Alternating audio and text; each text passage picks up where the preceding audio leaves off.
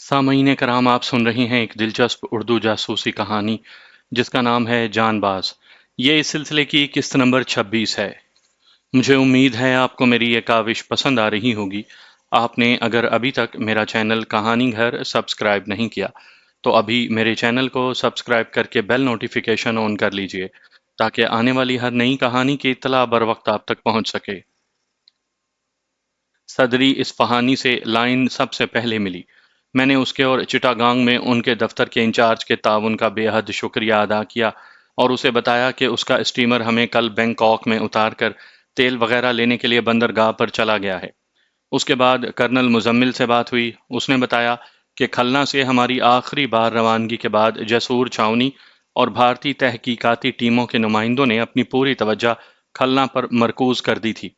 भारत में सरहदी कस्बे शांतिपुर के थाने में सारे अहलकारों के कत्ल और हमारे बरधामन में हमारे पहुंचने की इत्तला उन्हें मिल गई थी और इसी के बायस तहकीकाती टीमें हेलीकॉप्टर की तबाही, रफ़ीक के कत्ल और शांतिपुर और फिर बरधामन में हमारी मौजूदगी के बायस इन तमाम वाक़यात को भारत में हुकूमत मुखालिफ अंदरूनी ग्रुपों की कार्रवाई समझ रहे हैं। जेसीओ और दोनों फौजियों ने ड्यूटी पर हाजिर होकर फौज से रिलीज लेने के लिए दरखास्तें दे दी हैं और मैं जल्द अज जल्द उन्हें रिलीज दिलवाने के लिए कोशा हूँ। जेसीओ की ज़बानी मुंबई में मैं तुम्हारे सारे कारनामे और कलकत्ते के स्टीमर के साथ तुम्हारे सलूक का सुनकर मुझे बेहद खुशी हुई। मैंने खुद भी अपनी फौज को छोड़कर जहां दुश्मन के खिलाफ अपने जज्बात को दबाने के सिवा अखराज की कोई सूरत नहीं, तुम्हारे साथ मिलकर काम करने का ख्वाहा हूँ। अगर तुम्हें मंजूर हो तो कल रात घर पर फोन करके मुझे बता देना। तुम्हारी भाभी ने भी मंजूरी दे दी है। अगर तुमने ग्रीन सिग्नल दिया तो मैं खुद जेसीओ और दोनों सिपाहियों और बहुत मुमकिन है कि दो चार और इंतहाई कारआमद लोगों के साथ पासपोर्ट बनवा कर 1 माह के अंदर तुम्हारे साथ काम करने के लिए बिल्कुल तैयार हो जाऊं। मैंने मुजम्मिल को कहा कि उसका और उसके गिरोह का मेरे साथ शामिल होना मेरे लिए बड़ी खुशी की बात है, मगर एक बात वो समझ ले कि मेरे साथ काम करने वाले मुझे भाई और टीम का एक साथी समझते हैं, लेकिन तमाम फैसले मैं करता हूँ और वो बगैर कोई बहस या इतराज़ के उस पर अमल करते हैं। तुम मेरे दोस्त हो। हमारी टीम में कैसर के साथ तुमको भी सिर्फ कामों के मामले में मेरा नायब बनकर मेरे फैसले पर अमल करना होगा। मुजम्मिल ने हंसते हुए कहा, तुम्हारा नायब बनना तो बहुत बड़ी बात है। मैं तो टीम के दूसरे मेंबरान की तरह भी तुम्हारे साथ काम करने को तैयार हूँ।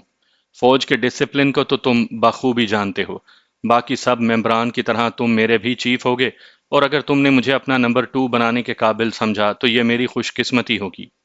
अगली शाम मुजम्मिल से फिर राब्ता करने का वादा करके मैंने फ़ोन बंद कर दिया। मुजम्मिल की बर वक्त ऑफ़र से मुझे अपने आइंदा के प्रोग्राम के वाज़िया खदोखाल दिखाई देने लगे। मुझे खनसा और उमर के भेजे हुए आदमियों ने भरपूर ताउन दिया था, लेकिन उसकी बुनियादी वजह उनके आकाओं की धमकी और खौफ था, जबकि मेरी ख्वाहिश थी कि मेरे अपने आइंदा प्रोग्राम में ऐसे लोग शामिल हों जिनमें पाकिस्तान दोस्ती और भारत दुश्मनी का जज्बा कूट कूट कर भरा हुआ हो और वो किसी मजबूरी के बायस नहीं बल्कि अपनी खुशी और शौक और जज्बा शहादत की ख्वाहिश के साथ मेरे हमराही बने। सकूते ढाका के बाद भारत की चीरा दस्तियां हद से बढ़ रही थीं। अमेरिका के उस वक्त के secretary of state Henry Kissinger ने जुल्फ़िकार अली भुट्टो को खुले अल्फाज में धमकी दी थी कि अगर पाकिस्तान ने अपना न्यूक्लियर पावर बनने की कोशिश को जारी रखा तो उसका इबरतनाक अंजाम होगा और रोशनियों के शहर कराची को मुस्तकिल अंधेरे और तारीकी में डबो दिया जाएगा। इस वक्त सारे पाकिस्तान में सिर्फ कराची में कनाडा का दिया हुआ कैनोब का एटमी बिजली घर ही कराची को बिजली मुहैया कर रहा था और उसे चलाने के लिए भारी पानी यानी हैवी वाटर भी हमें इंपोर्ट करना पड़ता था। उस पानी की तरसील में रुकावट कराची को फिल हकीकत अंधेरों में डुबो देती। पाकिस्तान इस वक्त की न्यूक्लियर पावर बनने की कोशिश को रोकने और इबरतनाक अंजाम से दो चार करने की धमकी अगरचा भुट्टो को दी गई थी, लेकिन हकीकत में सारी पाकिस्तानी कौम के मुंह पर तमाचा मारा गया था। भारत के सन 74 में एटमी धमाके पर मगरबी ममालिक ने अपनी आंखें और कान बंद और लब सी लिए थे, लेकिन पाकिस्तान के इस्लामी बम के मुतल्लिक दुनिया भर के अखबारात, टेलीविजन और रेडियो मुसलसल प्रोपोगेंडा कर रहे थे। हालांकि उस वक्त उस इस्लामी बम का दूर दूर तक वजूद नहीं था और पाकिस्तानी साइंसदान अभी इस जानिब सिर्फ इब्तदाई मराहिल की तहकीक में ही कोशां थे। ये सब झूठा प्रोपोगेंडा इसराइल अपनी मशहूर खुफिया एजेंसी के जरिए दुनिया भर में करवा रहा था। अल्लाह पाक रहमो करम से ईरान, इराक, कुवैत, सऊदी अरब, लीबिया اور تمام اماراتی ریاستیں اور برونائی تیل کی دولت سے مالا مال مسلم ممالک تھے۔ اگر یہ مسلم دشمن ممالک کو اپنے تیل کی ترسیل بند کر دیتے تو مغربی ممالک جن کا تیل پر انحصار اس قدر بڑھ چکا تھا کہ وہ سردیوں کی شدت میں اپنے شہریوں کو گرم پانی اور گرم ہوا مہیا کرنے کے لیے بھی تیل کے محتاج تھے، وہ ان میں بغاوتیں شروع ہو جاتی۔ تیل کے بے اندازہ دولت سے یہ مسلم ممالک مالا مال تھے۔ اپنے تحفظ کے لیے جب پاکستان اور عراق نے نیوکلیئر پاور بننے کی طرف قدم اٹھایا تو ان مسلم ممالک نے پاکستان اور عراق کی بھرپور مالی امداد کی۔ دشمن اسلام ممالک سے یہ برداشت نہ ہو سکا تو پاکستان اور عراق کو پہلے ڈرایا اور دھمکایا گیا، لیکن جب انہوں نے ان دھمکیوں کی کوئی پرواہ نہ کی تو بھٹو کو تختہ دار پر لٹکا دیا گیا اور اسرائیلی جہازوں نے سعودی عربیہ کے اوپر سے پرواز کر کے عراق کے ایٹمی پلانٹ کو بمباری سے تباہ کر دیا۔ حالانکہ اس وقت سعودی عرب کے پاس 5 امریکی اواکس جہاز تھے، جن میں سے 2 ہر وقت اڑتے رہتے تھے اور ان میں اتنی صلاحیت تھی کہ سعودی عرب کی حدود کی اندر فضا میں کوئی بھی چیز داخل ہوتی تو ان کے ریڈار سے وارننگ کی گھنٹیاں بج اٹھتیں۔ لیکن اسرائیل جہاز وسطی سعودی عربیہ سے گزر کر خلیج کی طرف سے عراق پر حملہ آور ہوئے، لیکن ان اواکس نے ان کی سعودی حدود میں پرواز کی کوئی اطلاع نہ دی۔ میں نے خود ریاض میں دیکھا ہے کہ پرانے ہوائی اڈے پر اواکس جہاز رکھے گئے تھے اور ان کا سارا عملہ امریکی تھا۔ غیر ملکی تو دور کی بات ہے، کسی سعودی اعلیٰ ترین افسر مثلاً سعودی سول ایویشن کے اس وقت کے چیئرمین ڈاکٹر ناصر اوصاف کو بھی اس اڈے پر جانے کی اجازت نہیں تھی۔ اواکس سے حاصل کردہ تمام تر معلومات پہلے ترکی میں امریکی ایئر بیس کو خفیہ کوڈ میں بھیجی جاتی اور وہ تمام معلومات میں سے اہم کو علیحدہ کر کے باقی پھر اواکس کے ریسیونگ اسٹیشن ریاض میں معلومات وصول کرنے والے امریکی اسٹیشن کو بھیجتے اور پھر یہ اہم اور ضروری معلومات سعودی حکومت کو دی جاتی، جو پڑھے جانے کے بجائے سیدھی ردی کی ٹوکری میں پھینکنے کے قابل ہوتی۔ ظاہر ہے کہ عراقی ایٹمی پلانٹ پر اسرائیلی جہازوں کا سعودی عرب سے پرواز کرنے کا عمل اور حملہ کرنا کوئی اہم بات تو تھی نہیں کہ سعودی حکومت کو پیش از وقت سعودی فضا میں اسرائیلی طیاروں کے داخل ہونے کی اطلاع دی جاتی۔ اسرائیلی جہاز پلانٹ تیار کر کے اس روٹ سے واپس اسرائیل میں اپنے ٹھکانوں پر پہنچ بھی گئے، لیکن سعودی حکومت کو اواکس کے جہازوں نے کوئی اطلاع نہ دی۔ پاکستان کا ایٹمی پلانٹ بھی بھارت اور اسرائیلی جہازوں سے بمباری کر کے تباہ کرنے کی کئی بار کوششیں ہوئیں، لیکن ڈاکٹر عبد القدیر خان اور ان کی ٹیم نے کہوٹا کے پہاڑوں میں سرنگیں کھود کر پہاڑوں کے اندر ایسی جگہ پر پلانٹ نصب کیا ہے کہ ایٹم بم تو کیا، ہائیڈروجن بم بھی ان کا کچھ نہیں بگاڑ سکتا۔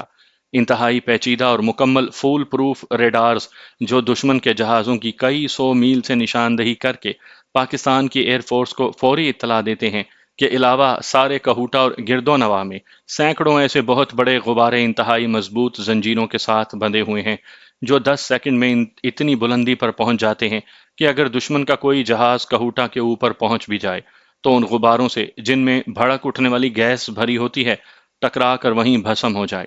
فضائی راستے سے کہوٹا تک پہنچنے میں ناکام ہو کر اسرائیلی کمانڈوز نے مقبوضہ کشمیر سے سیاحوں کے بھیس میں پہاڑی راستوں پر پیدل چل کر کہوٹا تک پہنچنے کی کوشش کی تو خفیہ 440 وولٹ بجلی کی تاروں اور ہماری فوجی جاسوس ایجنسیوں کے جوانوں نے ان کا ایسا استقبال کیا کہ پھر ان کا کچھ پتہ نہ چلا۔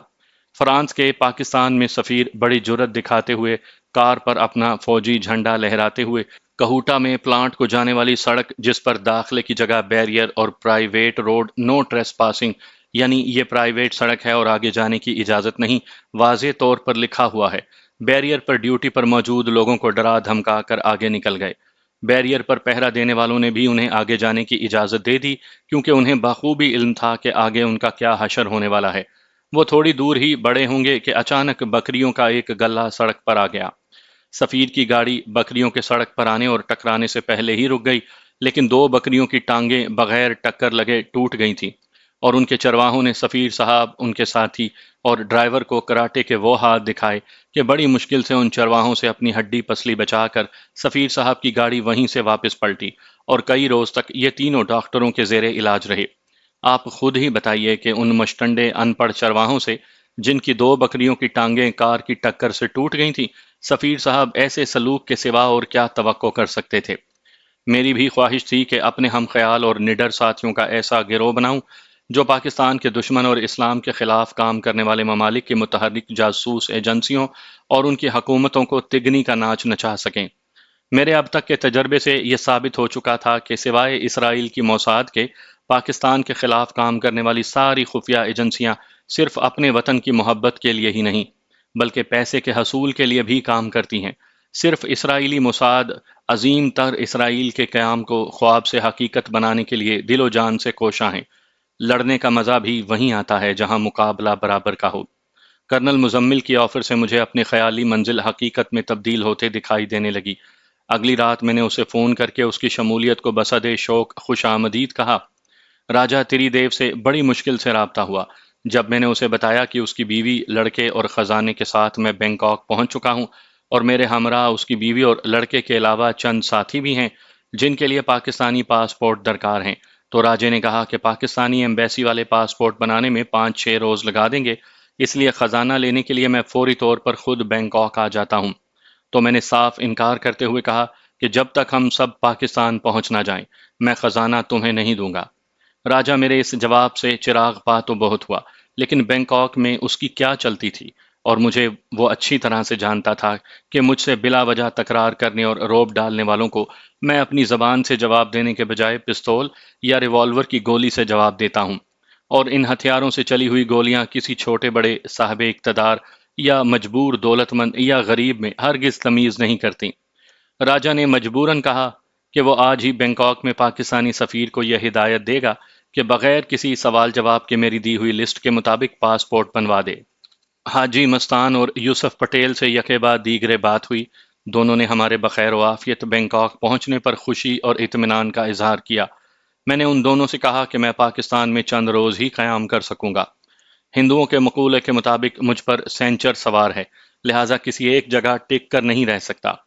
کیسر اور سپنا بھی شاید میرے ہمراہ پاکستان جائیں اور ساتھ ہی واپس لوٹ آئیں۔ پاکستان کے خیر خواہ چند بنگلہ دیشی بھی دل و جان سے میرا ساتھ دینے پر آمادہ ہیں۔ کیسر کے ساتھی بھی ہمارے مشن میں ساتھ دینے کا وعدہ کر کے دہلی میں ہیں۔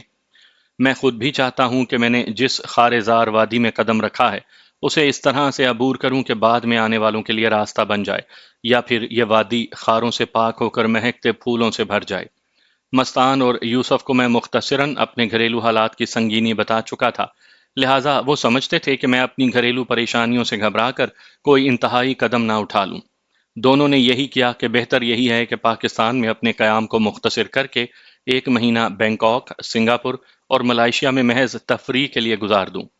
تمہیں اس وقت سکون اور آرام کی بہت ضرورت ہے، اس 1 مہینے میں دل و دماغ پر کوئی بوجھ نہ رکھو۔ اس دوران اگر تمہارے بنگلہ دیشی ساتھی اور کیسر کے گزشتہ مشنوں میں لائے ہوئے لڑکے بھی تمہارے ساتھ کام کرنے پر آمادہ ہو گئے تو بے شک اپنے فیصلے کے مطابق اپنا گروہ تشکیل دے کر اپنے مشن کو آگے بڑھاؤ۔ ہم دونوں نہ صرف تمہاری ہر ممکن مدد کریں گے بلکہ تمہیں اندرونی اور انتہائی خفیہ ان چالوں سے بھی آگاہ کریں گے جو دنیا بھر میں پاکستان دشمن عناصر نے اسلام کے اس قلعے کو سر کرنے کے لیے تیار کر رکھی ہیں، جبکہ ان پر عمل پیرا بھی ہیں۔ اتنی ٹیلی فون کالز کے بعد جب میں ہوٹل لوٹا تو دوپہر کے 2 بج رہے تھے۔ میں نے ریسیپشن سے کمرے کی چابی لی تو ساتھ ہی سپنا کی لکھی ہوئی 2 چٹیں بھی ملی کہ مجھے فوراً ملے۔ میں سخت اذیت میں ہوں۔ میں نے وہیں سے ہاؤس ٹیلی فون پر سپنا سے بات کی تو اس کی روندھی ہوئی آواز سے صاف ظاہر ہو رہا تھا کہ وہ خاصی دیر تک روتی رہی ہے۔ میں سیدھا اس کے کمرے میں گیا تو سپنا نے بتایا کہ راجے کا لڑکا صبح سے کئی بار نہ صرف ٹیلی فون پر اسے پریشان کر چکا ہے بلکہ 4 مرتبہ اس کے کمرے کا دروازہ کھٹکھٹا کر اسے اندر بلانے کے لیے زور دیتا رہا ہے۔ راجے کا لڑکا ہمارے لیے مصیبت بن چکا تھا۔ میں نے کیسر کو بھی سپنا کے کمرے میں ہی بلوا لیا اور راجے کے لڑکے کو بھی فون پر کہا کہ وہ سپنا کے کمرے میں آئے اور اس سے کچھ ضروری باتیں کرنی ہیں۔ لڑکے نے جواب دیا کہ باتیں تمہیں کرنی ہیں، لہٰذا تم میرے کمرے میں آؤ، اور یہ یاد رکھنا کہ میں تمہارا ماتحت نہیں بلکہ راجہ تری دیو کا لڑکا ہوں۔ اس کی یہ بات سن کر میرے تن بدن میں آگ لگ گئی۔ میں نے نمبر 2 اور اس کے ایک ساتھی کو یہیں بلوا لیا اور ہم چاروں لڑکے کے کمرے کی طرف گئے۔ دروازے کے سامنے صرف میں کھڑا رہا اور میرے تینوں ساتھی دونوں سائیڈوں سے لگے ہوئے تھے۔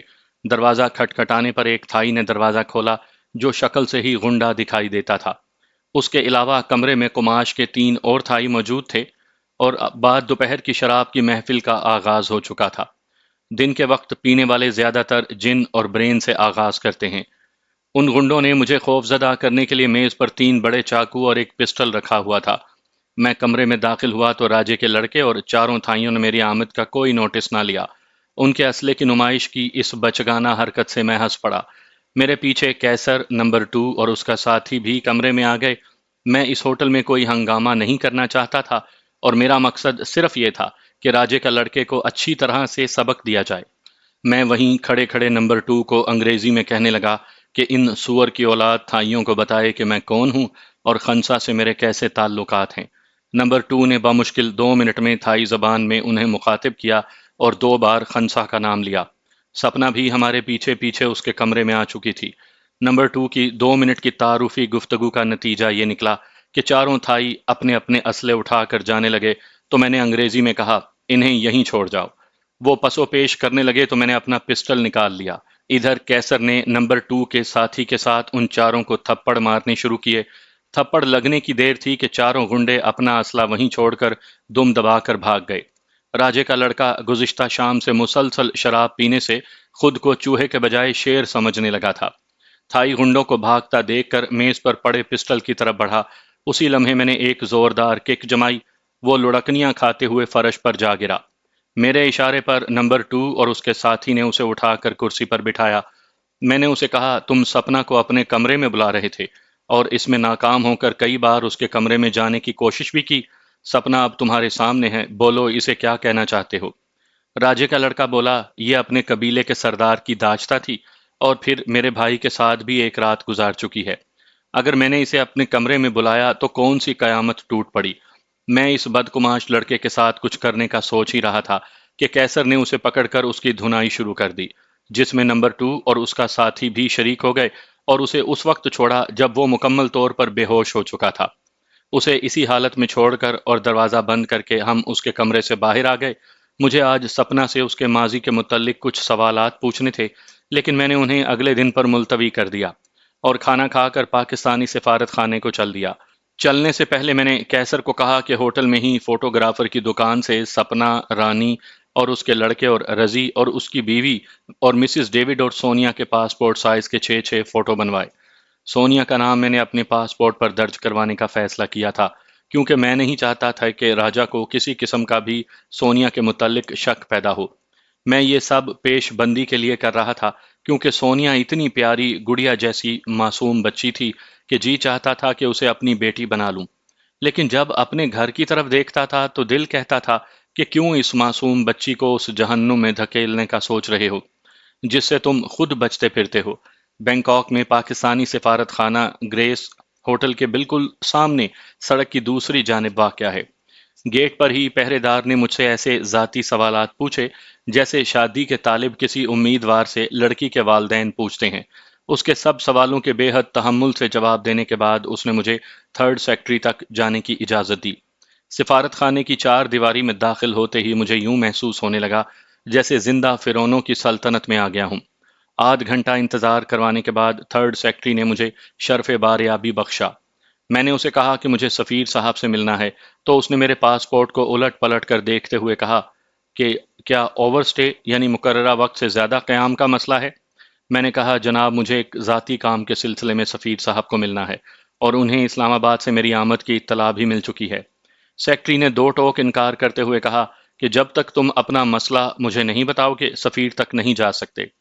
پاسپورٹ پر میرا نام رابرٹ مائیکل اور مذہب عیسائیت درج تھا، اس لیے بھی مجھ سے اچھوتوں جیسا سلوک کیا جا رہا تھا۔ میں خاموشی سے اس کے کمرے سے باہر آ گیا۔ سفارت خانے کے ایک چپڑاسی کو 100 بھات یعنی تھائی کرنسی نذرانہ پیش کیا تو اس نے بتایا کہ پہلی منزل پر آخری کمرہ سفیر کا ہے اور پہلے اس کے پرائیویٹ سیکٹری سے اجازت لینی ہوگی۔ میں کھٹمنڈو میں پاکستانی سفارت خانے میں گارڈ سے لے کر سفیر تک کی فرعونیت کو نہ صرف دیکھ چکا تھا بلکہ انہیں تکلے کی طرح سیدھا بھی کر چکا تھا۔ میں پہلی منزل پر گیا اور پرائیویٹ سیکٹری کے کمرے کے باہر چپڑاسی کے منع کرنے کے باوجود اندر چلا گیا۔ چپڑاسی میرے پیچھے ہی اندر آیا اور سیکٹری کو میری گستاخی کا بتایا۔ مجھے سفیر سے فوری ملنا ہے۔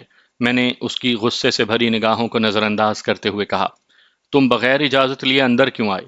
پرائیویٹ سیکٹری نے تہکمانہ لہجے میں مجھ سے پوچھا۔ اس لیے کہ یہ سفارت خانہ تمہاری ماں کے جہیز کا حصہ نہیں بلکہ پاکستانی عوام کی ملکیت ہے، اور اگر 5 منٹ کے اندر تم نے مجھے سفیر سے نہ ملایا تو میں تمہاری ہڈیاں توڑ دوں گا۔ میں نے یہ کہتے ہوئے اسی کی ٹیبل سے کاغذ اور قلم اٹھایا اور اس پر راجا تری دیو کے حوالے سے لکھا کہ مجھے فوری ملنا ہے۔ یہ کاغذ اس کے سامنے رکھ کر میں نے پسٹل نکالا اور اس کی نال سے اشارہ کرتے ہوئے اسے کہا کہ سفیر کے کمرے میں جائے۔ جو کام شرافت، اخلاق اور تحمل مزاجی سے نہ ہو سکا، وہ کام پسٹل کی نال نے کر دکھایا۔ سیکٹری میرا کاغذ لے کر سفیر کے کمرے کی طرف گیا۔ میں اس کے پیچھے ہی تھا۔ وہ اندر داخل ہوا تو اس کے ساتھ ہی میں بھی کمرے میں چلا گیا۔ شاندار فرنیچر سے آراستہ اس بڑے کمرے میں آبنوں کی بڑی آفس ٹیبل کے پیچھے سفیر صاحب ایگزیکٹو چیئر پر بیٹھے تھے۔ یہی وقت تھا کہ یا میں اینک کے پیچھے اس کی گھورتی آنکھوں اور ماتھے پر پڑی شکنوں سے متاثر ہو کر ہتھیار ڈال دیتا، اور یا اپنے طرز عمل سے اسے احساس دلاتا کہ یہ شخص اگر گھی سیدھی انگلی نہ نکلے تو ٹیڑھی انگلی سے بھی نکال سکتا ہے۔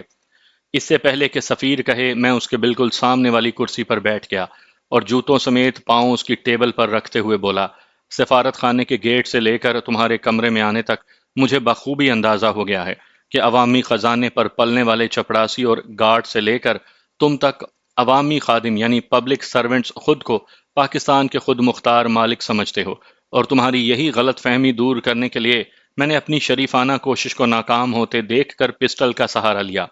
اگر تم چاہتے ہو کہ تمہاری یہ بناوٹی عزت بنی رہے تو اپنے پی ایس کو کمرے سے باہر بھیج دو، ورنہ کل کے اخبارات کی شہ سرخیوں میں تمہارے متعلق خبریں شائع ہوں گی۔ سفیر نے میرے تیور دیکھتے ہوئے اپنے پی ایس کو جانے اور چائے لانے کا حکم دیا۔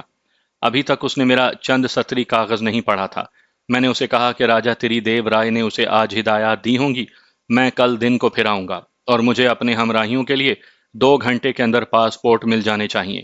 یہ کہہ کر میں اٹھا اور سفیر کے چائے پینے کے لیے زور دینے کے باوجود کمرے سے نکلتے وقت اسے کہا کہ اپنے اسٹاف کو بتا دینا کہ ہمیں بغیر کسی روک ٹوک کے تمہارے پاس آنے دیا جائے، اور تم بھی کسی فرضی میٹنگ کا عذر کر کے نہ تو سفارت خانے سے غائب ہونا اور نہ ہی ہمیں انتظار کرنے کا کہا جائے۔ میں تمہاری رہائش گاہ اور تمہاری فیملی کے افراد کے متعلق پوری جانکاری رکھتا ہوں۔ مجھے اس بات پر مجبور نہ کرنا کہ مجھے سفارت خانے کے بجائے تمہارے گھر پر دستک دینی پڑے۔ یہ کہہ کر میں سفارت خانے سے باہر آ گیا۔ میں جانتا تھا کہ میرا طرز عمل شریفانہ نہیں تھا، لیکن یہ بھی جانتا تھا کہ لاتوں کے بھوت باتوں سے نہیں مانتے۔ چائے پینے کے لیے میں نے سامنے ہی گریس ہوٹل چلا گیا۔ یہ ہوٹل مڈل ایسٹ کے تیل کی دولت سے مالا مال عرب شیوخ اور ان کے حواریوں کے لیے مخصوص ہے۔ اس ہوٹل میں عربی طرز رہائش کے سے آراستہ کمرے، لابیاں اور ڈائننگ ہال ہیں۔ فرشی نشستوں کے لیے قیمتی ایرانی قالین، دیواروں کے ساتھ گاؤ تکیے اور جا بجا بڑے حقے جنہیں عربی زبان میں شیشہ کہتے ہیں پڑے ہوئے تھے۔ ہم جیسے غریبوں کو تو اس ہوٹل والے گھاس بھی نہیں ڈالتے۔ اپنے ممالک میں اسلامی قوانین کی سختی سے نکل کر یہاں پہنچ کر یہ عرب شیوخ بے لگام گھوڑوں کی طرح ہر قسم کی اخلاقی حدود کو پھان جاتے ہیں۔ مسلمانوں میں تسبیح، ہندوؤں میں مالا اور عیسائیوں میں روزری یعنی بڑی تسبیح کا میں نے ایک ہی مقصد کے لیے استعمال ہوتے دیکھا ہے، یعنی اپنے اپنے عقائد اور مذہب کے مطابق عبادت کرنا۔ لیکن گریس ہوٹل میں پہلی بار میں نے تھائی زبان سے بے پہرا 80-50 سال کے عرب شیوخ کو، جنہیں ان کے حواریوں نے دونوں جانب سے تھام رکھا تھا، فاحشہ عورت سے تسبیح کے دانے گن کر بھاؤ تاؤ کرتے دیکھا ہے۔ ان بوڑھے شیوخ کی بڑھاپے کے باعث جسمانی حالت ایسی تھی کہ اپنے قدموں بغیر سہارے کھڑے بھی نہیں ہو سکتے تھے، لیکن ایک وقت میں 6 فاحشہ عورتیں ساری رات ان کے ساتھ بسر کرتی تھیں۔ گو ہاتھ میں جنبش نہیں، آنکھوں میں تو دم ہے، رہنے دو ابھی ساغر و مینا میرے آگے۔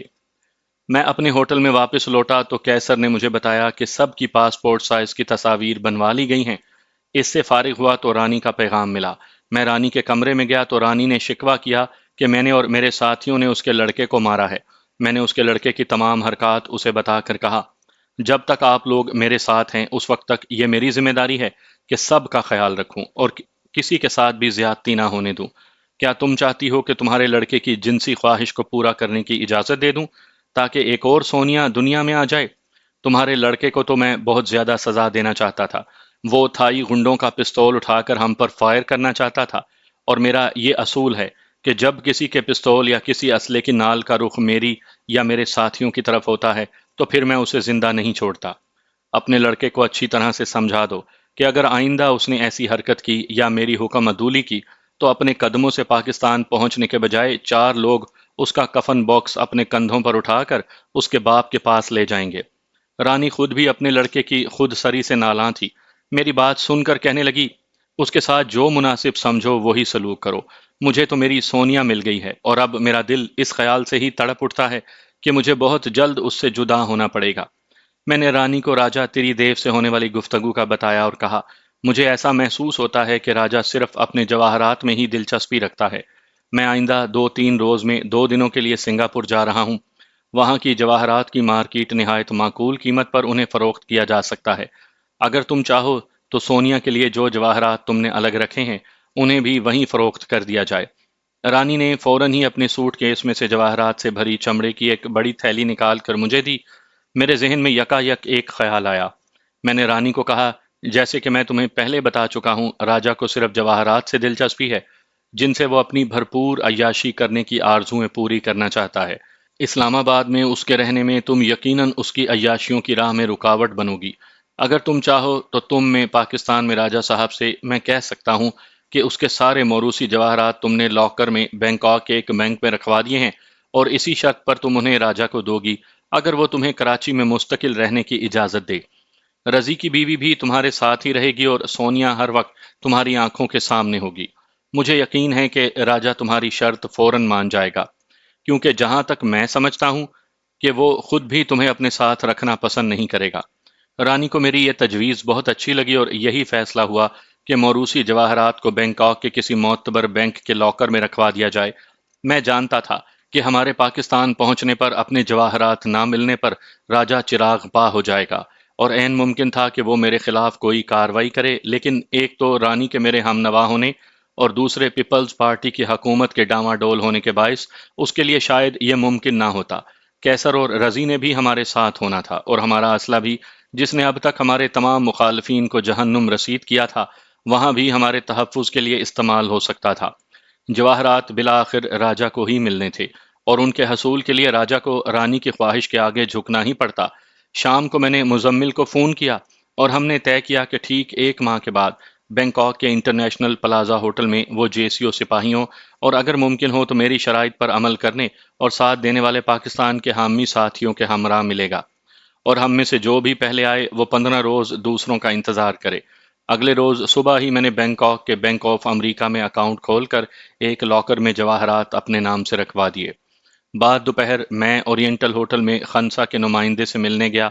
ٹھیک 3 بجے سفید سوٹ پر سرخ گلاب لگائے ایک شخص ہوٹل کی لابی میں آیا اور رسمی علیک سلیک کے بعد مجھے اپنی گاڑی میں لے کر بینکاک کے دوسرے حصے میں لے گیا، جسے سمندر پر بنے ایک پل نے ملا رکھا ہے۔ وہاں رہائشی فلیٹوں کے ایک کمپلیکس میں مجھے ایک شاندار فلیٹ میں لے جایا گیا۔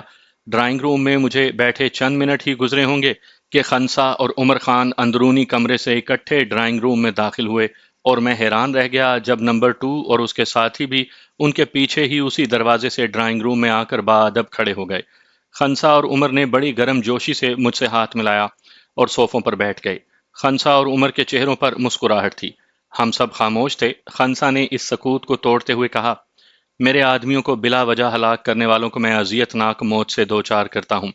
تمہاری حفاظت کے لیے بھیجے گئے لاؤسیوں کی ہلاکت کی ذمہ داری تم پر عائد ہوتی ہے، اسی لیے میں نے تمہیں یہاں بلوایا تھا۔ لیکن تمہارے ساتھ بھیجے گئے ان تھائیوں نے جب مجھے اصل حقیقت بتائی اور میرے ایک خاص معتمد ساتھی کی میرے خلاف سازش کا بتایا، تو مجھے احساس ہوا کہ لا علمی میں رہتے ہوئے تم نے مجھ پر بہت بڑا احسان کیا ہے۔ وہ غدار اب تک اپنے انجام سے دوچار ہو چکا ہے۔ میں نے ہی تمہارے تھائی ساتھیوں کو اس ہدایت کے ساتھ یہاں 2 بجے بلوایا تھا کہ تمہیں نہ بتایا جائے تمہارا نمبر 2 تم سے اتنا متاثر ہو چکا ہے کہ جب میں نے اسے صحیح صورتحال جاننے کے بعد انعام دینا چاہا تو اس نے انعام میں عمر کے گروہ سے علیحدگی اور تمہارے آئندہ مشنوں میں تمہارا ساتھ دینے کی خواہش کا اظہار کیا۔ اصولی طور پر ہمارے گروہ میں جب کوئی شامل ہوتا ہے تو ہم اسے کسی صورت علیحدہ نہیں کرتے، لیکن اس کی خواہش اور تمہارے احسان کے بدلے ہم اس اصول کو توڑنے پر بھی تیار ہیں۔ اگر تم بھی اسے اپنے ساتھ شامل کرنا چاہتے ہو تو ہم اسے بخوشی اجازت دیں گے۔ مستان سے بھی میری کل رات فون پر گفتگو ہوئی ہے۔ تمہارے آئندہ کے ارادے جان کر مجھے بہت خوشی ہوئی ہے کہ تم اپنے وطن دشمنوں کو ملیا میٹ کرنے کا فیصلہ کر چکے ہو۔ میرے پاس تمہارے بہت کارآمد انفو یعنی معلومات ہیں۔ کھٹمنڈو میں تم نے جس اسرائیلی موساد کی ایجنٹ لڑکی کی جان بچائی تھی وہ بھی تمہارے اخلاق سے بہت متاثر ہے اور اتفاقاً آج کل یہیں پر ہے۔ اس نے موساد کو چھوڑ کر میرے پاس پناہ لی ہے۔ وہ بھی موساد کی زیادتیوں سے نالاں ہو چکی تھی۔ اس کے پاس بھی تمہارے لیے موساد کی بہت سی اندرونی خبریں اور مفید اطلاعات ہیں۔ اگر تم چاہتے ہو تو کل 11 بجے وہ تم سے یہیں پر مل سکتی ہے۔ تمہیں اپنے مشنوں کی تکمیل کے لیے جو کچھ بھی اور جہاں بھی درکار ہو بلا تکلف مجھے بتا دینا۔ میرا نمائندہ جو آج اورینٹل ہوٹل میں تمہیں ملا تھا ہر روز تم سے رات 10 بجے فون پر رابطہ کرے گا۔ میں نے خنسا اور عمر سے ان کے تعاون کا، جس کے بغیر میرا رانگا ماٹی پہنچنا ناممکن تھا، بہت شکریہ ادا کرتے ہوئے کہا کہ نمبر 2 کی وفاداری اور دلیری شک و شبے سے بالا تر ہے، اور اسے میں اپنے آئندہ کے مشنوں میں ہمراہ رکھ کر خوشی محسوس کروں گا۔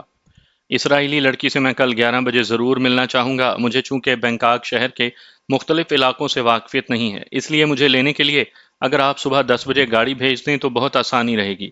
بینکاک میں چند روز قیام کے بعد میں پاکستان جا کر بہت جلد واپس لوٹ رہا ہوں۔ نمبر 2 کو میں آج اپنے واپسی کے پروگرام کے متعلق بتا دوں گا۔ اس دوران یہ اپنے گھر والوں کے ہمراہ رہے۔ مجھے اب یا دوبارہ واپسی پر اگر ضرورت محسوس ہوئی تو میں آپ کے نمائندے کو بتا دوں گا۔ عمر نے مجھے کہا کہ وہ آج 7 بجے مجھے ملنے ہوٹل میں آئے گا۔ میں نے خنسا اور عمر کا دوبارہ شکریہ ادا کیا اور ان سے رخصت ہو کر اس گاڑی میں اپنے ہوٹل پہنچا۔ شام کو 7 بجے عمر اپنے گارڈز کے ہمراہ میرے ہوٹل آیا۔ میرے کمرے میں صرف ہم دونوں ہی تھے۔ ادھر ادھر کی باتوں کے بعد عمر نے کہا، میرے اس وقت آنے کا مقصد یہ ہے کہ میں نے اور خنسا نے فیصلہ کیا ہے کہ تمہارے آئندہ کے مشنوں میں تمہاری مالی ضروریات کو ہم پورا کریں۔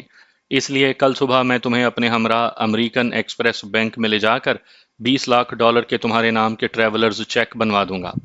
تم جانتے ہو کہ میں اسمگلنگ کی کمائی کا ایک پیسہ بھی اپنے اور اپنے گھر والوں پر خرچ نہیں کرتا، اور اس کمائی کا تمام روپیہ فلپائن، ملائیشیا اور تھائی لینڈ کے مسلم چھاپہ ماروں کی ضروریات پر خرچ کرتا ہوں۔ چونکہ ہمارا نسب العین ایک ہی ہے، اس لیے اس رقم کو میرا احسان نہیں بلکہ اس عظیم مقصد میں میری طرف سے شمولیت سمجھنا۔ خنسا نے یہ وعدہ کیا ہے کہ تم دنیا میں چاہے کہیں بھی جاؤ تو تمہاری ضرورت کے مطابق اسلحہ اور افراد وہ مہیا کرے گا۔ مجھے یقین ہے کہ تم ہماری اس پیشکش کو قبول کرو گے۔ ایسے مشنوں پر ڈھیروں روپے کی ضرورت پڑ جاتی ہے۔ اب تک کی تو میں مگ اور مورنگ قبیلوں کے جواہرات کی فروختگی اور گوکھلے کی تجوری کی دولت سے ہی کام چلا رہا تھا، لیکن آئندہ درپیش مشنوں کے لیے مجھے خاصے سرمایے کی ضرورت تھی۔ عمر کی آفر سے میری یہ پریشانی بھی دور ہو گئی۔ اگلی صبح عمر 8 بجے مجھے ہمراہ لے کر امریکن ایکسپریس بینک گیا اور میرے نام کے $20 لاکھ کے ٹریولرز چیک بنوا دیے۔ ہم ہوٹل واپس پہنچے تو خنسا کی گاڑی میری منتظر تھی۔ عمر سے گلے مل کر اور الوداع ہو کر میں خنسا کی گاڑی سے اسی فلیٹ پر پہنچ گیا۔ اسرائیلی لڑکی وہاں پہلے سے موجود تھی۔ رسمی باتوں کے بعد ہم جلد ہی اپنے اصل مقصد کی طرف آ گئے۔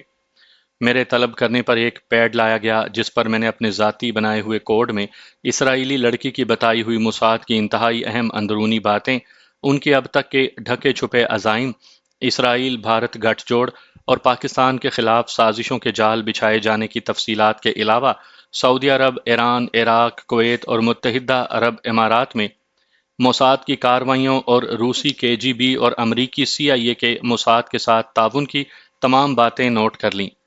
اس لڑکی نے مجھے فلسطین، سعودی عربیہ اور ایران میں ان لوگوں کے نام اور پتے بھی لکھوائے جو موساد اور CIA کے پے رول پر اپنے ہی ملکوں سے غداری کر رہے تھے۔ پاکستان میں موساد اور CIA کے چند ایجنٹوں کے نام اور پتے بھی اس نے لکھوائے۔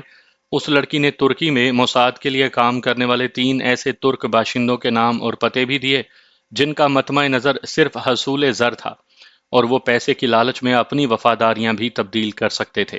غرض یہ کہ 2-2.5 گھنٹے کی اس میٹنگ میں مجھے اتنی خفیہ اور کارآمد اطلاعات ملیں جن کا کسی اور ذریعے سے حصول ناممکن تھا۔ اس لڑکی سے فارغ ہو کر میں اپنے ہوٹل واپس آ گیا۔ میں سوچ رہا تھا کہ سقوط ڈھاکہ کے بعد پاکستان کی ہزیمت کو برداشت نہ کرتے ہوئے میں نے بھارت سے اپنے طور پر بدلہ لینے کے لیے اپنی خدمات بغیر کسی مالی فائدے کے اپنے محکمے کو پیش کی تھی۔ میرا پہلے ہدف صرف بھارت تھا اور مجھے اپنے محکمے کی تفویض کردہ حدود میں رہ کر ہی کام کرنا تھا۔ اس وقت بھارت میں دوران قیام میں نے اپنے طور پر بغیر اجازت کے جو مشن انجام دیے تھے، مجھ سے اس لیے ان کے متعلق باز پرس نہ کی گئی کیونکہ میرا ہر مشن کامیابی سے ہمکنار ہوا تھا۔ لیکن اب میں نے کسی اوپر والے کی ہدایت کے بغیر اپنی سرخی کے مطابق اپنے ساتھیوں کی ہمراہ اپنے مشن پورے کرنے تھے، اور ان کا دائرہ بھی بہت وسیع ہو چکا تھا۔ میں اسے تائید ایزدی سمجھتا تھا کہ اب تک تیاری کے تمام ابتدائی مراحل بخیر و خوبی طے ہو چکے تھے۔ مالی ضروریات کے علاوہ مجھے ان ساتھیوں کا تعاون بھی حاصل تھا جو اپنے ملک و ملت کے لیے اپنی جانیں نچھاور کرنے کی ہرگز پرواہ نہیں کرتے تھے۔ نمبر 2 تھائی مسلمان تھا، لیکن پاکستان کے دشمنوں کو ملیا میٹ کرنے میں بڑھ چڑھ کر حصہ لیتا تھا۔ مزمل اور تینوں فوجی بنگلہ دیشی اور کیسر اور اس کے ساتھی بھارتی تھے، لیکن ان کے دلوں میں پاکستان کی محبت کوٹ کوٹ کر بھری ہوئی تھی۔ میں سوچتا تھا کہ اگر قدرت کو منظور ہوا تو میں اپنے ساتھیوں کی مدد سے اپنے ہدف کو یقیناً حاصل کر لوں گا۔ اسرائیلی لڑکی سے ہی مجھے پہلی بار علم ہوا کہ امریکی وزیر خارجہ ہینری کسنجر یہودی النسل ہے اور مسلمانوں سے اس کی نفرت انتہا سے بڑھی ہوئی ہے۔ اسی لیے اس نے پاکستان آ کر ایٹمی ریسرچ کو بند نہ کرنے پر عبرتناک انجام کی دھمکی دی تھی۔ پاکستانی سفارت خانے میں جانے کا پروگرام میں نے ایک تو اپنی مصروفیت اور دوسرے اپنے ہمراہیوں کو سکھانے پڑھانے کی وجہ سے ایک دن کے لیے ملتوی کر دیا تھا۔ میں چاہتا تھا کہ اگر سفارت خانے میں اگر ان سے کوئی سوال پوچھا جائے تو وہ اس کا مناسب جواب دے سکیں۔ مجھے یہ بھی خدشہ تھا کہ راجے کا بیٹا وہاں جا کر میرے اور میرے ساتھیوں کے متعلق الٹ پلٹ باتیں نہ کر دے۔ کیسر اور رضی سے مشورہ کر کے میں نے یہ فیصلہ کیا کہ اگر ایسی صورت پیش آئی تو ہم یہ کہیں گے کہ یہ نیم پاگل ہے۔ رانی کو بھی میں نے کہہ دیا تھا کہ وہ بھی یہی کہے کہ یہ پیدائشی طور پر کمزور دماغ کا ہے اور اسے پاگل پن کے دورے پڑتے ہیں۔ اگلے روز 10 بجے صبح ہم سفارت خانے گئے۔ کیسر اور رضی نے لڑکے کو دونوں بازوؤں سے پکڑ رکھا تھا اور وہ خود کو چھڑوانے کے لیے زور لگاتے ہوئے ہم سب کو صلواتیں سنا رہا تھا۔ سفیر صاحب کو میری دھمکی اثر دکھا چکی تھی۔ بغیر کسی سوال و جواب کے ہمارے پاسپورٹ بننے لگے تو مجھے ایک اہلکار نے کہا کہ سفیر صاحب نے صرف پاکستان جانے کے لیے یک طرفہ پاسپورٹ بنانے کو کہا ہے۔ یہ سن کر میں نے سفارتی عملے کو پاسپورٹ بنانے سے روک دیا اور خود سفیر کے کمرے کے دروازے پر دستک دے کر اندر چلا گیا۔ اس کے چپڑاسی اور پرائیویٹ سیکٹری میں میرا پرسوں کا رویہ دیکھ کر مجھے روکنے کی ہمت نہیں تھی۔ سفیر کے پاس 2 مہمان بیٹھے تھے۔ میں نے تو ان کی موجودگی کا کوئی نوٹس لیا اور نہ ہی کوئی تکلف برتا۔ میں نے چھوٹتے ہی سفیر کو کہا کہ ہمیں یک طرفہ نہیں بلکہ 5 سال مدت والے انٹرنیشنل پاسپورٹ چاہیے۔ وہ جواب میں کچھ کہنے لگا تو اسے موقع دیے بغیر میں نے کہا کہ اگر میرا مطالبہ پورا نہ کیا گیا تو رات کو اس کے گھر پر ملاقاتی بھیجوں گا۔ میں نے اتنے بے ٹوک لہجے میں یہ بات کی کہ سفیر نے انٹرکام پر اپنے پی ایس کو کہا کہ ہمیں ریگولر مدت کے انٹرنیشنل پاسپورٹ دیے جائیں۔ 1 گھنٹے کے اندر ہی میرے ہمراہ پاکستان جانے والے تمام مرد و زن کے پاسپورٹ بن گئے۔ ہم اپنے ہوٹل واپس لوٹے تو پاسپورٹ لینے والے سب ساتھی تو خوش تھے۔ مجھے یہ خیال ستا رہا تھا کہ کراچی ایئرپورٹ پر اترتے ہی ہم کہیں دھر نہ لیے جائیں۔ سفیر صاحب میری دھمکی اور سخت رویے کو بھولیں گے نہیں اور یقیناً پاکستان میں وزارت خارجہ کے ذریعے ایئرپورٹ پر ہی ہمیں گرفتار کروا دیں گے۔ راجہ تری دیو رائے نے بھی جواہرات ہمراہ نہ لانے پر ہماری کوئی مدد نہیں کرنی تھی۔ رات کو ٹھیک 10 بجے خنسا کے نمائندے کا فون آیا تو میں نے اسے کہا کہ ایک مشکل درپیش ہے، اس لیے اگر خنسا ابھی بینکاک میں بھی ہے تو میں اس سے فوری ملنا چاہوں گا۔ دوسری صورت میں مجھے تمہاری مدد درکار ہوگی۔ نمائندے نے صرف یہ کہہ کر فون بند کر دیا کہ آدھ گھنٹے میں وہ دوبارہ مجھے فون کرے گا۔ 20 منٹ کے بعد ہی اس کا فون آ گیا اور اس نے بتایا کہ خنسا ابھی یہیں ہے اور تمہیں ملنے کے لیے گاڑی بھیجوا دی گئی ہے۔ رات 11:30 بجے کے قریب اسی فلیٹ میں میری خنسا اور عمر سے ملاقات ہوئی۔ میں نے انہیں پاسپورٹ بننے اور سفیر کے ساتھ اپنے رویے کا بتایا اور پاکستان پہنچنے پر اپنے خدشات بیان کیے۔ خنسا نے ساری بات سن کر کہا کہ ان خدشات کا تدارک کیا جا سکتا ہے۔ یہ سارے پاسپورٹ اپنے پاس رکھو اور میرے آدمی کو جو صبح 10 بجے تمہارے ہوٹل آئے گا تم سب اپنے ساتھیوں کی ایک پاسپورٹ سائز تصاویر اور سب کے لیے اپنے پسندیدہ مسلم نام اور پاسپورٹس کے لیے ضروری معلومات اور کوائف لکھ کر اسے دے دینا۔ شام تک تمہیں نئے پاسپورٹ مل جائیں گے۔ اگلے روز تم اپنی تمام ہمراہیوں کے ساتھ ان نئے پاسپورٹوں کے ساتھ سنگاپور چلے جانا اور 2-3 روز وہاں گزار کر کوالالمپور ملائیشیا آنا اور 1 رات وہاں گزار کر انہی پاسپورٹوں پر پاکستان جانا۔ سفیر نے اگر وزارت خارجہ کو تمہارے متعلق کوئی اطلاع دی تو امیگریشن والے ان ناموں اور پاسپورٹ نمبروں والوں کو کراچی ایئرپورٹ پر تلاش کریں گے جو سفیر نے انہیں دیے ہوں گے، جبکہ تم اور تمہارے ساتھی ہمارے بنائے ہوئے پاسپورٹوں پر بلا کسی روک ٹوک کے ایئرپورٹ سے نکل جاؤ گے۔ سنگاپور جاتے وقت میرے نمائندے کے آدمی بینکاک ایئرپورٹ پر سب پاسپورٹوں پر انٹری کی مہریں بھی لگوا دیں گے، جبکہ ان پاسپورٹوں پر پاکستان سے روانگی کی مہریں بھی لگی ہوں گی۔ خنسا کی باتیں سن کر میں تعجب سے اسے دیکھنے لگا تو وہ ہنستے ہوئے بولا، میرا اصول یہ ہے کہ جب بھی کوئی غیر قانونی کام کیا جائے تو وہ آدھا نہیں بلکہ مکمل غیر قانونی ہو۔ تم نے راجہ کی سفارش پر غیر پاکستانیوں کے پاکستانی پاسپورٹ اپنے سفارت خانے سے بنوا کر اپنی آزادی ان کے پاس گروی رکھ دی ہے۔ وہ جب بھی چاہیں تمہیں اس بنا پر گزند پہنچا سکتے ہیں۔ میرے پاس دنیا بھر کے پاسپورٹ، ویزے کی مہریں اور ٹکٹوں کا اسٹاک موجود ہے۔ میرے کارندے جب بھی کسی دوسرے ملک میں جاتے ہیں تو ان کے پاس ڈرگز یعنی منشیات ہوتی ہیں اور وہ ہمارے پاسپورٹ استعمال کرتے ہیں اور کبھی بھی پکڑے نہیں گئے۔ تم آدھا کام غیر قانونی اور آدھا قانونی کر کے سمجھتے ہو کہ بچ جاؤ گے۔ تم نے ہرن گھاٹا میں بھارتی اسٹیمر کو تباہ اور اس کے تمام عملے کو ہلاک کیوں کیا تھا؟ محض اپنے خلاف ثبوت مٹانے کو۔ شانتی پور کے تھانے کے سارے عملے کی تمہاری ہاتھوں ہلاکت کی بھی یہی وجہ تھی، لیکن اپنے ملک جاتے ہوئے تم نے احتیاط کو نظر انداز کر دیا۔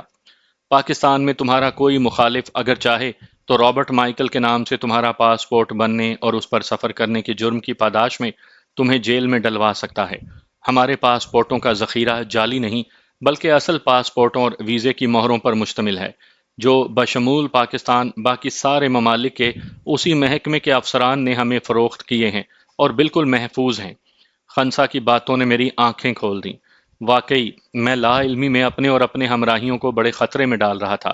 خنسا نے عمر کی طرف اشارہ کرتے ہوئے کہا، سنگاپور سے کوالالمپور آنے سے پہلے عمر سے ٹیلی فون پر رابطہ کر لینا، اپنا تمام مسئلہ کل صبح میرے نمائندے کے آدمی کے حوالے کر دینا۔ سنگاپور میں تمہیں اس کی ضرورت نہیں پڑے گی۔ کوالالمپور سے لفٹ ہنسا کی پرواز پر عمر کے آدمی تمہیں جہاز پر سوار کروائیں گے اور تمہارا اسلحہ جہاز کے عملے کے حوالے کر دیں گے، جو کراچی ایئرپورٹ کے باہر تمہیں مل جائے گا۔ مجھے تمام ہدایات دے کر خنسا اور عمر اٹھ کھڑے ہوئے اور مجھ سے ہاتھ ملا کر اندرونی دروازے سے اندر چلے گئے اور خنسا کا ایک کارندہ مجھے میرے ہوٹل چھوڑ آیا۔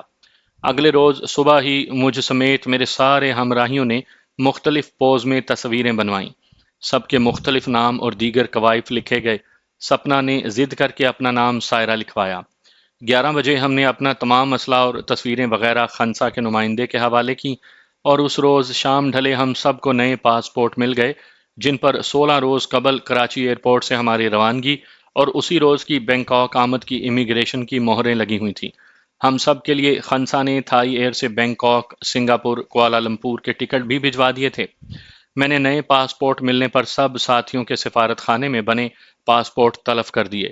صرف اپنا رابرٹ مائیکل کا پاسپورٹ اس نمائندے کو دیا اور کہا کہ اسے حفاظت سے رکھا جائے، کیونکہ میں نے اسی پاسپورٹ پر درج رابرٹ مائیکل نام اور نمبر کے مطابق بینک آف امریکہ میں اکاؤنٹ کھولا اور لاک کر لیا تھا، جس میں راجہ کے جواہرات رکھے تھے۔ اگلی صبح 9 بجے ہم تھائی لینڈ ایئر سے سنگاپور کے لیے روانہ ہو گئے۔ میرا نمبر 2 تھائی اور اس کے ساتھی بھی ہمارے ساتھ ہی ہوٹل سے چیک آؤٹ ہوئے۔ وہ ایئرپورٹ پر ہمیں چھوڑنے اور دوبارہ یقین دہانی کروانے آئے تھے کہ وہ میرے آئندہ مشنوں میں دل و جان سے میرا ساتھ دینے کو تیار ہیں اور 1 ماہ کے بعد میرے سگنل کے منتظر ہوں گے۔ تھائی ایئر کے جہاز نے آدھ گھنٹے کوالالمپور میں رکنے کے بعد 1.5 گھنٹے میں ہمیں سنگاپور میں چنگی ایئرپورٹ پر اتارا اور ہم ٹیکسیوں میں ہیولاک روڈ پر اپولو ہوٹل میں چیک ان ہوئے۔ سردار کا لڑکا میری توقع کے برعکس دونوں ایئرپورٹس اور سفر کے دوران بالکل خاموش رہا۔ صرف میرے پاسپورٹ پر میرا اصلی نام اور صحیح کوائف درج تھے۔ اس 9 منزلہ ہوٹل پر ہم نے ایک ہی فلور پر کمرے لیے۔ شام کو ہم گھومنے کے لیے آرچرڈ پر گئے۔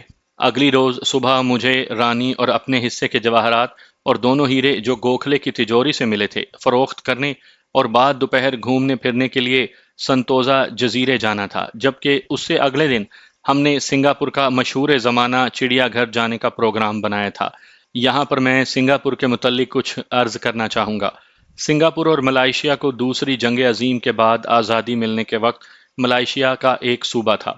یہاں پر اس وقت چینی النسل ملائیشینز اور سکھ زیادہ تعداد میں آباد تھے۔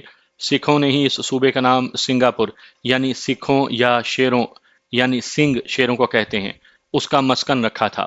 ملائیشیا مسلمان مملکت ہے اور مسلمانوں میں غدار ہمیشہ سے اپنا کردار ادا کرتے رہے ہیں۔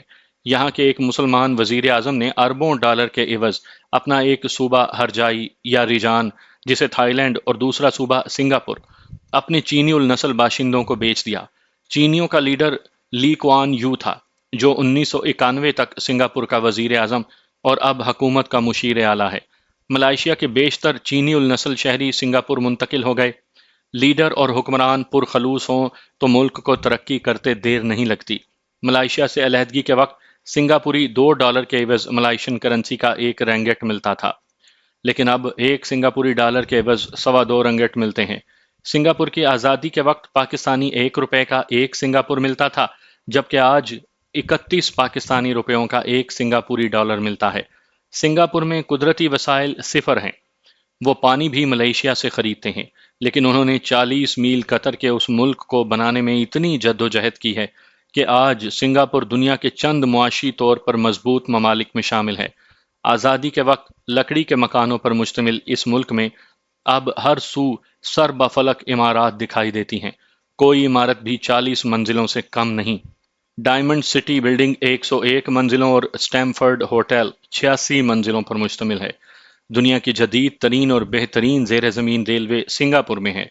حکومت نے اس مملکت کی آبادی کو 25 لاکھ سے نہ بڑھنے کا پلان عوام کو دیا تھا، اور عوام کے تعاون سے 20-25 ہزار کی کم و بیشی کے سوا آبادی 25 لاکھ سے نہ تو کبھی 24 اور نہ ہی کبھی 26 لاکھ ہوتی ہے۔ حکومت عوام کی خیر خواہ اور عوام قانون کا بے حد احترام کرتے ہیں۔ سنگاپور کی آزادی کے ہیرو لی کوانگ یو کا 24 برس سے زیادہ ملک کا وزیر اعظم رہا۔ ملک کا تمام خزانہ اپنی دسترس میں ہونے کے باوجود ایک 50-60 منزلہ عمارت میں صرف ایک 3 بیڈ روم کا فلیٹ ذاتی ملکیت ہے، یعنی اس کے پاس ذاتی ملکیت میں چند فٹ زمین بھی نہیں۔ اس کے پاس نہ تو سرے محل اور بلاول ہاؤس ہے اور نہ ہی جاتی امراء کے محلات۔ حکومت سے عملی علیحدگی کے باوجود عوام اس کی بے انتہا عزت کرتے اور اسے قوم کا باپ سمجھتے ہیں۔ سنگاپور ایئر لائنز کے آغاز کے وقت پاکستانی پائلٹ اور پٹے پر دوسرے ملکوں سے جہاز لیے گئے تھے، لیکن آج حالت یہ ہے کہ پاکستان سنگاپور کے متروکہ جہاز لینے کے لیے کوشاں ہے۔